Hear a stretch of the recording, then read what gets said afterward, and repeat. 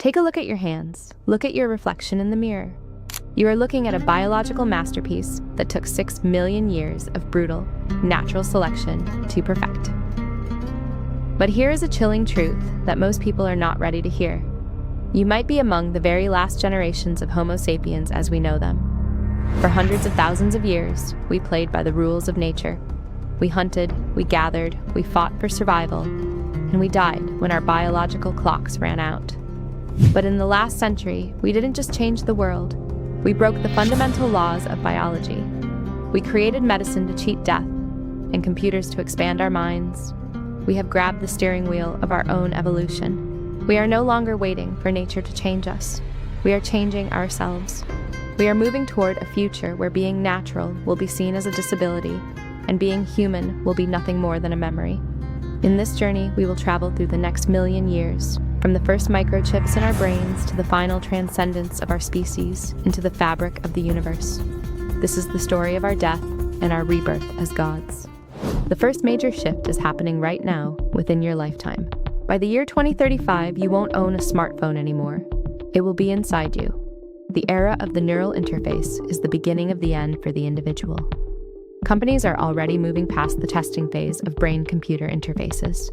At first, it is for the paralyzed to walk again, but soon, the healthy will realize they cannot compete with the enhanced. Imagine being able to download a PhD in a matter of seconds.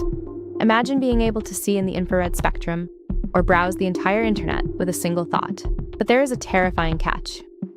When your brain is connected to the cloud, where do you end and the algorithm begin? In this era, we see the birth of digital telepathy. Language, the very tool that built human civilization, starts to die.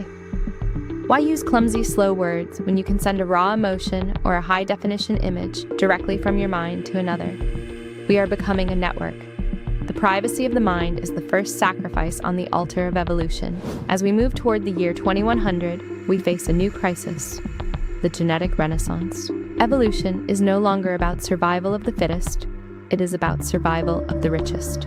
Genetic editing technologies like CRISPR will move from experimental labs to mainstream luxury clinics. Parents will spend fortunes to ensure their children have 140 IQs, perfect metabolic rates, and template beauty. We are literally coding ourselves out of the human family. This creates a terrifying biological schism. For the first time in history, the rich and the poor are no longer the same species. The enhanced live to be 150 years old, with bodies that never sag and minds that never forget. The naturals, those who cannot afford or refuse the edits, become a biological underclass. We are creating a new hierarchy of DNA. By the end of the century, the first superhumans are born. Beings who can process information 1,000 times faster than a normal human. To them, a conversation with you would feel like watching a snail try to run a marathon. By the year 2500, Earth is no longer our only home. But the vacuum of space is a cruel teacher, and it is reshaping our very bones. Humans born on Mars live in 38% of Earth's gravity. Over generations, their bodies adapt. Martian humans become 7 to 8 feet tall, with elongated limbs and expanded chests to capture more oxygen from recycled air. Their skin, shielded from intense cosmic radiation by artificial pigments, may take on a grayish, metallic hue. But it isn't just Mars. On the moons of Saturn and Jupiter, we see the rise of extreme adaptogens, humans genetically modified to survive in high-pressure or low-light environments. We are no longer a single species. We are a solar system of mutants. A human from Earth can no longer breed with a human from Mars. The DNA has drifted too far. We have become a ring species, scattered across the dark, cold vacuum of space, each world birthing its own strange version of what it means to be alive. The year is now 10,000, and we are finally tired of being meat. Biological bodies, no matter how much we edit them, are a liability. They need food, they need air, and eventually they rot. To a civilization 10,000 years in the future, the human body is seen as a primitive, carbon-based cage. This is the era of the Great Migration. We begin to upload our consciousness into silicon and light. This isn't just a copy of your brain, it is a total transfer of the self. Imagine living in a Dyson swarm, a massive sphere of computers surrounding the sun, capturing every drop of its energy to fuel your thoughts. You could live for 1,000,000 years in a simulated paradise that feels more real than the world you're standing in right now. In this stage, the concepts of gender, age, and even physical form disappear. You are a stream of pure data. You can be a single person, or you can merge with 1,000 other minds to become a group consciousness. The ghost has finally escaped the machine. We have left the biological world behind forever.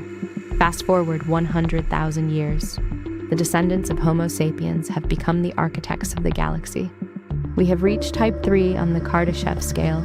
We are no longer inhabitants of the universe. We are its operators. We don't travel through space, we fold it. We have built computers the size of solar systems that harvest the energy of entire star clusters. Appearance is now a meaningless concept. We might exist as clouds of sentient nanobots, capable of taking any shape at will. Or we might exist as pure energy, encoded information traveling between the stars at the speed of light. Every thought, every dream ever dreamt by every human who ever lived, is now part of one giant cosmic ocean of data. We have mastered the art of stellar engineering. If a planet is needed, we build it. If a sun is dying, we fix it. We have conquered aging, distance, and even time itself. Finally, we reach the 1,000,000-year mark. The stars themselves have drifted from their positions. The constellations you see in the sky tonight are gone. What has become of us? At this point, we have likely transcended the three-dimensional universe. We are manipulating the fabric of space-time itself, perhaps even moving into higher dimensions we cannot yet perceive. We have reached the end of the road. We are the ancient ones that we once looked for in the heavens. If a human from today met a human from the year 1,000,000, they wouldn't recognize them as a living being. They would look like a god. They are a universal intelligence, a living consciousness that spans the Milky Way. Yet, in some deep, hidden corner of that infinite cosmic mind, there is a record. A tiny, ancient file containing the memory of a small, blue planet. A record of a fragile, fleshy creature that once sat and wondered about the stars. We were the ancestors who dreamt of the future, and they are the dream realized. So, what does it mean to be human? Is it our DNA, or is it our curiosity? Every step we take today, every chip we design, every gene we sequence, is a brick in the road to this divine future. We are the middle children of history. Too late to be simple animals, too early to be gods. But maybe our purpose was never to stay as we are. Maybe we are just the bridge to something much greater. The future is a long road, and we are just getting started. The question is no longer, what will happen to us, but what will we choose to become? The timeline is moving, and it doesn't care if we are ready. Thank you for traveling through time with us. If this journey into the future moved you, stay curious and remember, the future is something we create every single day. Until next time.